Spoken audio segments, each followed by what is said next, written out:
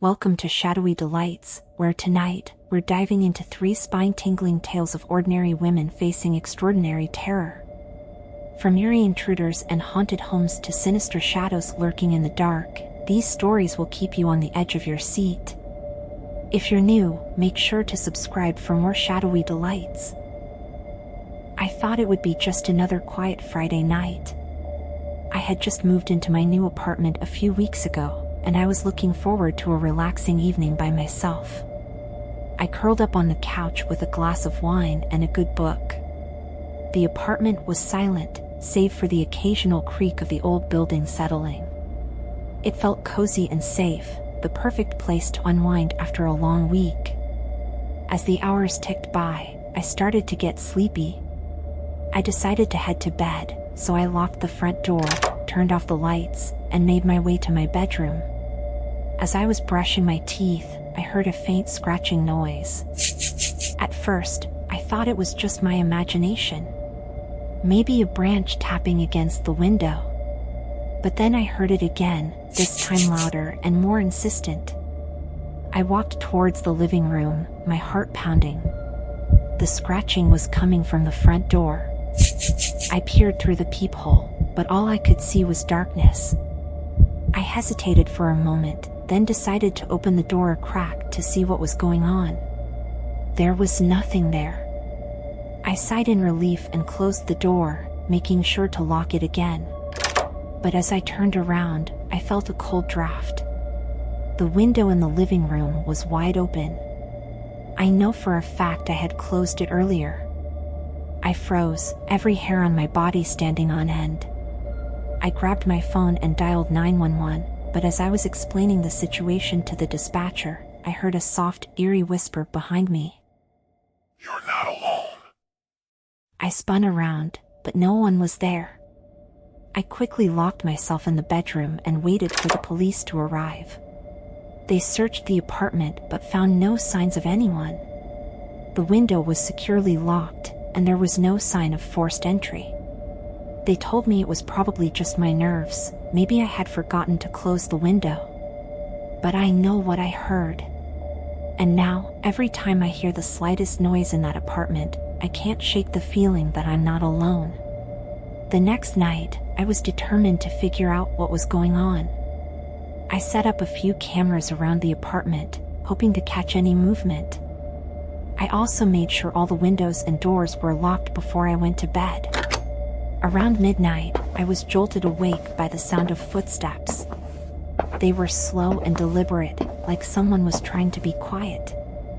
I checked the cameras on my phone, but they showed nothing unusual. The footsteps continued, growing louder and more persistent. I crept out of bed and opened the bedroom door a crack, peering into the dark hallway. The footsteps stopped abruptly. I held my breath, straining to hear any other sounds. Suddenly, the lights flickered and went out. Panic set in, and I fumbled for my flashlight. The beam cut through the darkness, illuminating the empty hallway. I took a deep breath and decided to investigate. I moved slowly down the hallway, checking each room as I went. The living room was empty, the kitchen silent.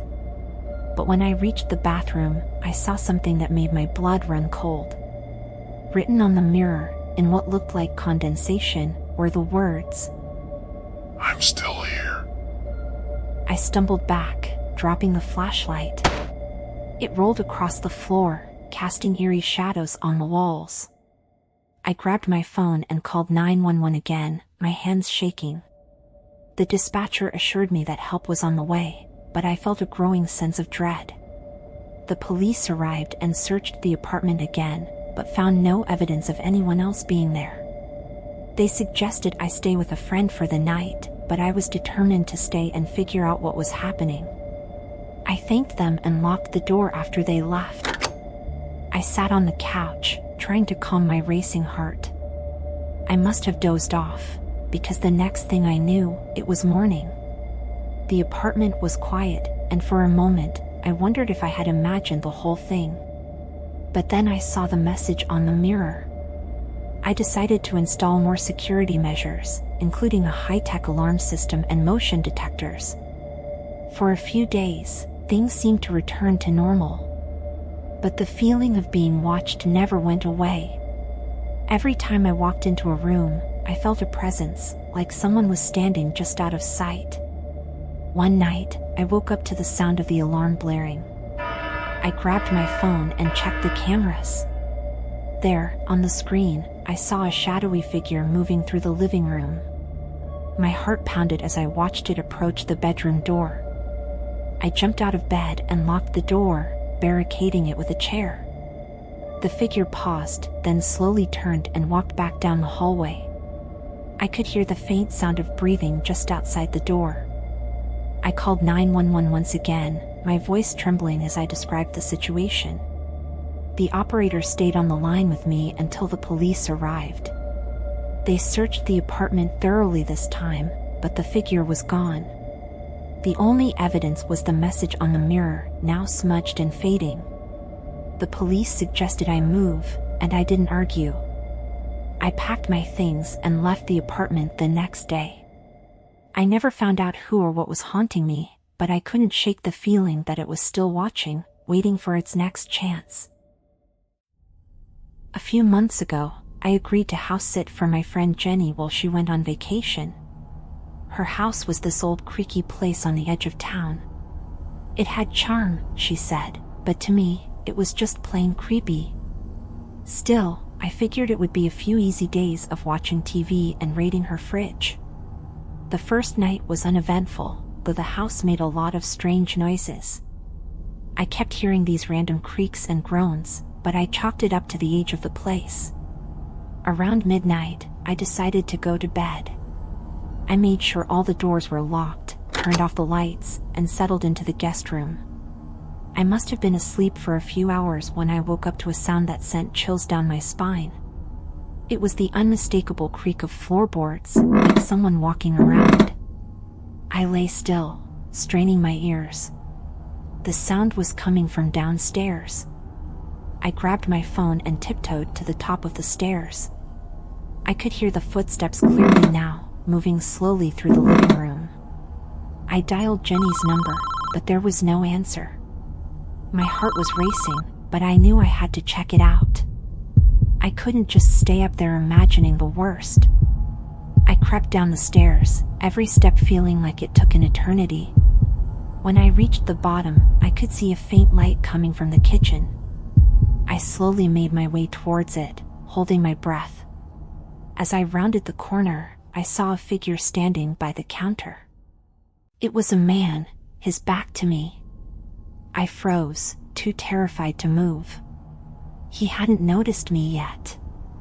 I took a step back, trying to stay quiet, but the floor creaked under my weight. The man turned around, and for a moment, we locked eyes. He was pale and gaunt, with wild eyes and disheveled hair. I bolted back up the stairs and locked myself in the guest room. I called 911 and whispered my situation to the dispatcher. The police arrived quickly and searched the house, but the man was gone. There was no sign of forced entry, no indication of how he had gotten in or out. The police told me it was probably a homeless person looking for shelter, but I couldn't shake the feeling that it was something more sinister. I never house sat for Jenny again, and every time I drive by that old house. After that night, Jenny told me she started experiencing strange things in the house. She would wake up to find objects moved, doors left open that she knew she had closed. One night, she heard someone whispering her name. She moved out a few weeks later, unable to take the constant fear. A few months went by, and I tried to put the whole incident out of my mind. But then, one evening, Jenny called me, her voice trembling with fear. She had gone back to the house to pick up some things she had left behind, and she saw him again. The same man, standing in the living room, staring at her with those wild eyes. She ran out of the house and called the police, but by the time they arrived, he was gone. They searched the house and found no sign of anyone. The doors were locked, and the windows were secure. It was as if he had vanished into thin air. Jenny decided to sell the house, and she moved to a new apartment across town. But even there, she couldn't escape the feeling of being watched. She would hear footsteps in the hallway at night, see shadows moving in the corners of her vision. It was like he had followed her. One night, she called me in a panic. She said she could hear him whispering outside her window. I rushed over, but by the time I arrived, the whispering had stopped. We searched the area, but we saw no one. The feeling of dread was overwhelming. Jenny moved again, this time to a different city. She changed her phone number and tried to start fresh. But the fear never left her. Every creak, every shadow, every whisper sent her into a panic. She started seeing a therapist, trying to cope with the trauma. I haven't heard from Jenny in a while, but I think about her often. I can't shake the feeling that whatever was haunting her is still out there, lurking in the shadows, waiting. And sometimes, late at night, I think I can hear the faint sound of footsteps moving slowly through my house. I had just moved into an old house in the suburbs. It was a fixer-upper, but it had a lot of charm. One of the quirks of the house was the basement. It was dark and musty, with creaky stairs and flickering lights. I didn't like going down there, but it was the only place with enough storage space. One evening, I was doing laundry in the basement when I heard a noise behind me. I turned around, but nothing was there. I shrugged it off and continued sorting my clothes. But then I heard it again, a soft shuffling sound. It sounded like footsteps. I felt a chill run down my spine. I slowly turned around, my eyes scanning the room. In the far corner, I saw a shadow. It was shaped like a person, but it was too dark to make out any details. I blinked, and it was gone. I tried to convince myself it was just my imagination, but the feeling of being watched was overwhelming. I quickly finished my laundry and hurried upstairs, leaving the basement light on. Over the next few days, strange things started happening. Objects would go missing, only to turn up in the basement. I would hear noises at night, like someone moving around. One night, I woke up to the sound of footsteps on the basement stairs. I grabbed a flashlight and cautiously made my way down. The basement was empty, but the feeling of being watched was stronger than ever. I shined the flashlight around, and for a brief moment, I saw the shadow again, standing in the corner. I ran back upstairs and locked the basement door. I haven't been down there since. I don't know what that shadow is, but I can't shake the feeling that it's still down there, waiting. One night, I decided to face my fear. I invited a few friends over, hoping their presence would give me the courage I needed. We sat around the living room, sharing stories and laughing, but my mind kept drifting to the basement door.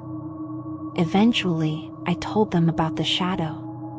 They were skeptical but agreed to go down with me. We armed ourselves with flashlights and slowly descended the stairs.